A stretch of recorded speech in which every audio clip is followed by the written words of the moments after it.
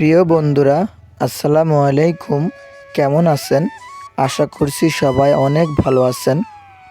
আবারও একটি নতুন ভিডিও নিয়ে আপনাদের সামনে হাজির হইলাম। কুয়াশার চাদরে মোড়ানো শীত ভোরে সবাইকে শুভ সকাল। তারাপুল্লা গ্রামের মানুষের শীত এবং কুয়াশা যেন কিছুই যায় আসে না, তাই তো সবাই চলে যাচ্ছে কাজের উদ্দেশ্যে। সূর্য মামা কুয়াশার চাদরের ভিতর থেকে আলো দেওয়ার জন্য উঁকি মারল।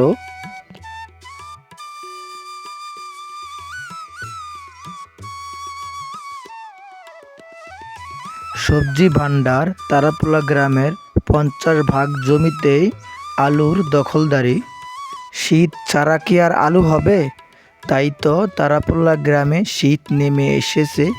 এই জন্য তারাপুল্লা গ্রামের মানুষের মাঝে আলু রোয়ার আমেজ শুরু হয়েছে।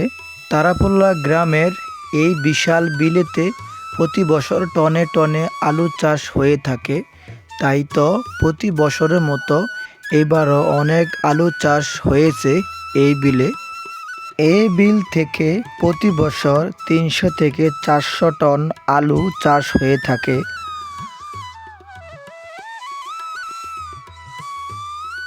জমিতে চাষ দেওয়া ছাড়া কি আর আলু রোপণ করা যাবে?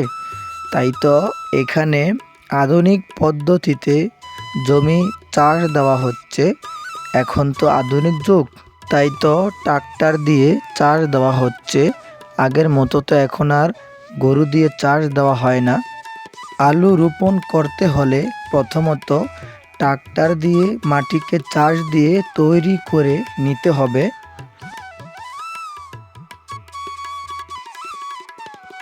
সার ছাড়া কি আর আলু রোপণ করা যাবে?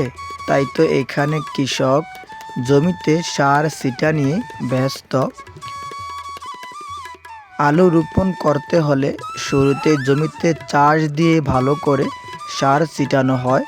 অধিক পরিমাণ সার দিয়ে জমিকে তৈরি করে নিতে হয়।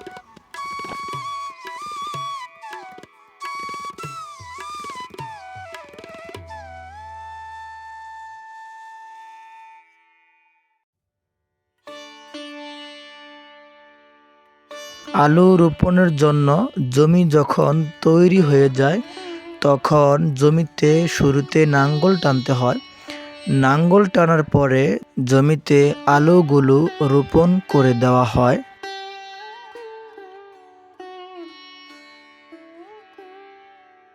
জমিতে যখন নাঙ্গল টানা শেষ হয়, নাঙ্গল টানার সাথে সাথে যখন লোল হয়, লোলের মাঝখানে আলুগুলো রোপণ করে দেওয়া হয়।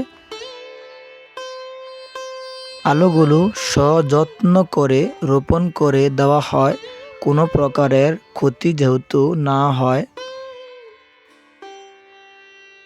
আলু রোপণের 3 থেকে 3.5 মাসের ভিতরে আলু উঠানোর জন্য উপযোগী হয়ে যায়। আলু একটি লাভজনক ফসল। আলুকে বাংলাতে বলা হয় আলু, ইংরেজিতে বলা হয় পটেটো।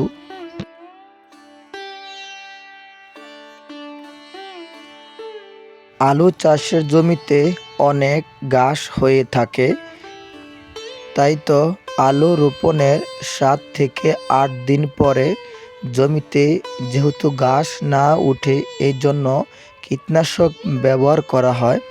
তাই তো এখানে কৃষক কীটনাশক জমিতে দেওয়া নিয়ে ব্যস্ত।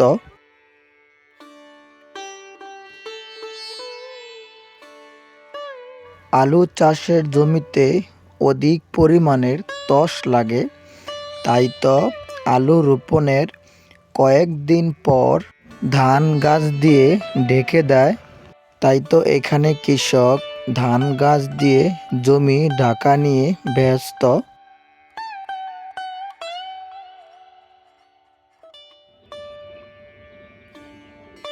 এই গ্রামের মানুষের একমাত্র আয়ের দিক হচ্ছে কৃষিকাজ।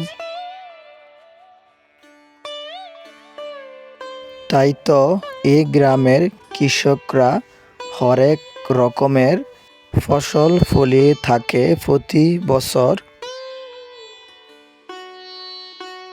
প্রিয় বন্ধুরা, আমি আর ভিডিও বেশি লম্বা করব না, পরবর্তী ভিডিওতে আপনাদের সাথে দেখা হবে।